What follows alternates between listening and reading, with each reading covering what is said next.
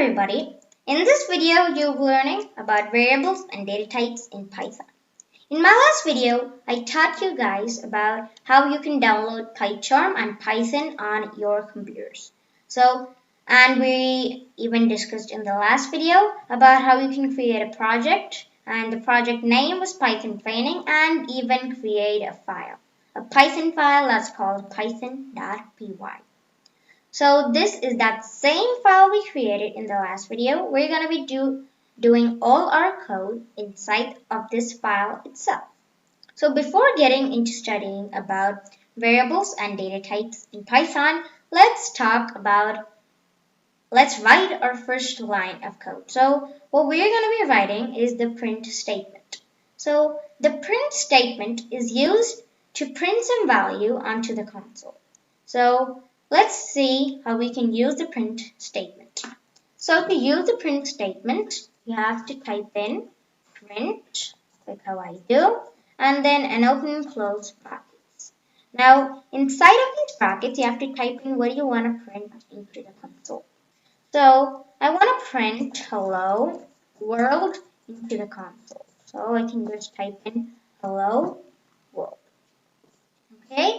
And now I'll have to run my program. I can just click on this run button here. So I'll just click on that button. And here we should get the output of our program. So it should print out hello world over here. Okay, yeah, it does print out hello world. So that was our first line of code in Python. Now we're studying about variables and data types in Python. So I can just cut that line. So basically, there are four main data types in Python. They are string, integer, float, and boolean. Okay? Just going earlier. Okay, so we're going to be studying about these data types in this video. So I'll just keep them like this. Yeah, like that. So first let's study about string. So we use a string to hold or store plain text. So that's a set of Unicode characters. So like we typed out hello world onto the console. So let me just put in that print statement again. So print hello world. Okay, there. Now this, you may have noticed that this hello world is enclosed in quotation marks. If these quotation marks were not there, like this, then we're going to be getting an error. So anything enclosed in quotation marks is a string. So this is also plain text, and it's even a set of Unicode characters. So this is a string. Now let's store a string value in a variable. So I'm just going to take this off from here. And then let's say text, we're going to be creating a variable called text. So how we can create a variable in Python is by declaring the variable name and then equals its value. So its value is of course hello world, and this is a string variable again, so you have to enclose that in quotation marks. So just paste what I had cut from there, and as you can see, now this value is stored inside of this variable text. So now instead of printing that onto the console, let's print text to the console. Okay, so what this will do is that it will print the value of this variable, that is hello world, onto the console. So let's run this program, and we should see the output over here, and we get hello world. Okay, now this was the concept of the string data type. Now let's discuss about integer data type. So just a second, I'll just change this to name, and I won't set this to hello world. I'll set this to my name, that is Akshay. Okay, and over here, instead of printing text, I'm gonna print out this variable name. Okay, so I'll just change that here. Set the, oh, sorry, name. There, so now it should print out Akshay, but I'm not gonna run this program yet. Now let's say hello to Akshay. So you can just say hello, and then after the quotation mark, plus symbol, that is a concatenation operator. We'll learn in detail about operators later in this course. Okay, hello. So what this will print is hello Akshay. So let's just run this program, and over here it should print out hello Akshay, which it does.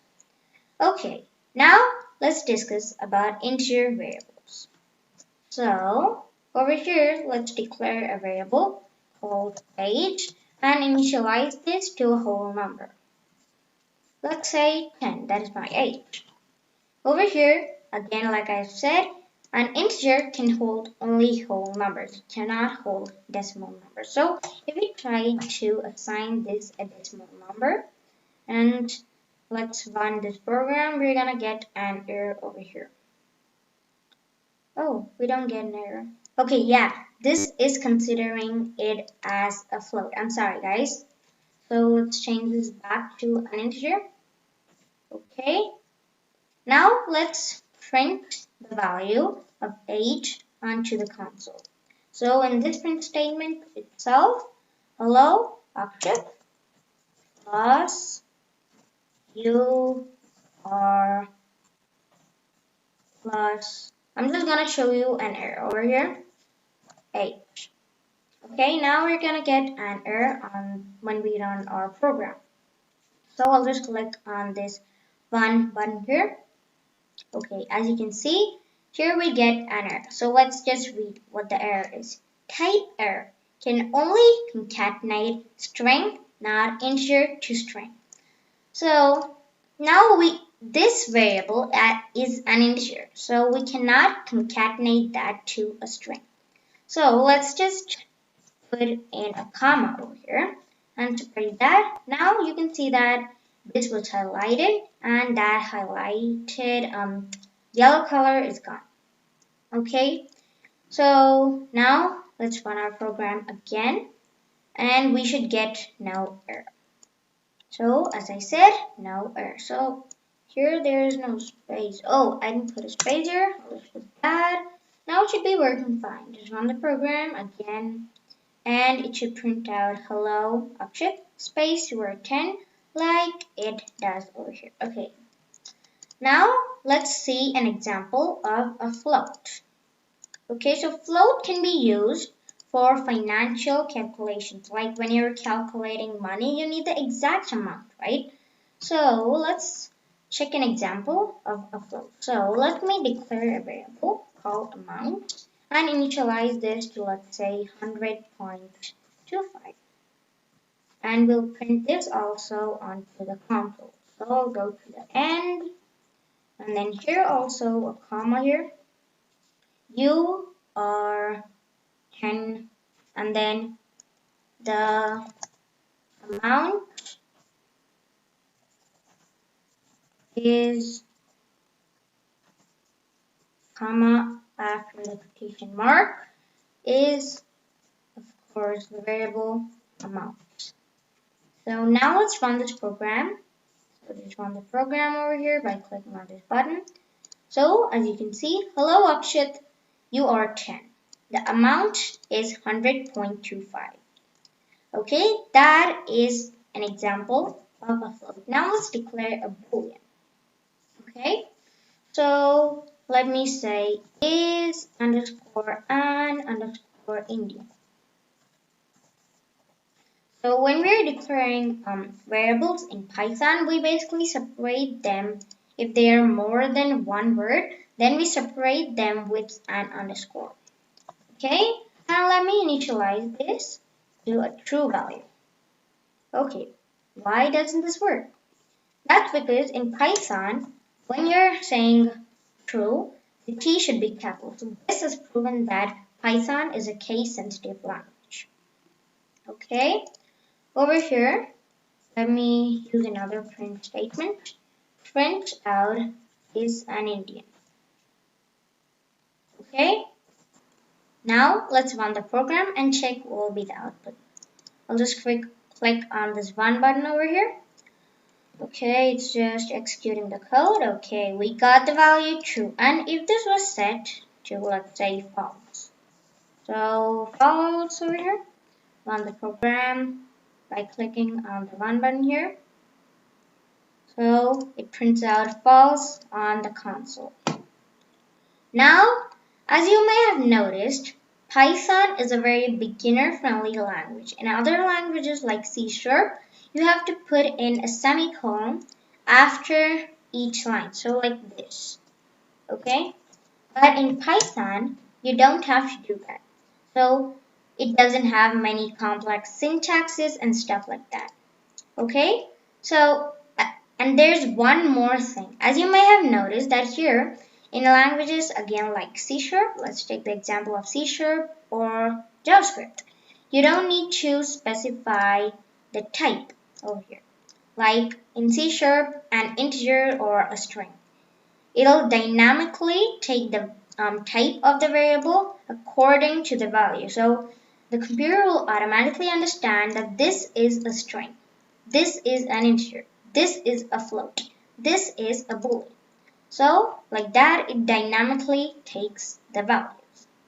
Okay, now I hope you're clear about variables and data types in Python. So before ending this video, let me just prove that these variables, these variables dynamically take the type according to their value. So let me print on the console type bracket type of name. So name. Okay, run the program by clicking the run button here. Oh, yeah. It says class str. Str is short for string. Now let's print the type of age. So it should print out class int, I think. Yeah, it does, class int. So int is a short for integer. So now let's print out amount. Run this. And it should print class float. Yeah, it does. So the last one is underscore an Indian. Run the program. And it should print class bool like it does. Okay, so this has proven that the variables dynamically take their types according to their values. Now I hope you're clear about every single concept explained in this video. So that's it for this video, guys. If you like this video, don't forget to like and share this video. Please subscribe to my channel for more. Goodbye till the next video.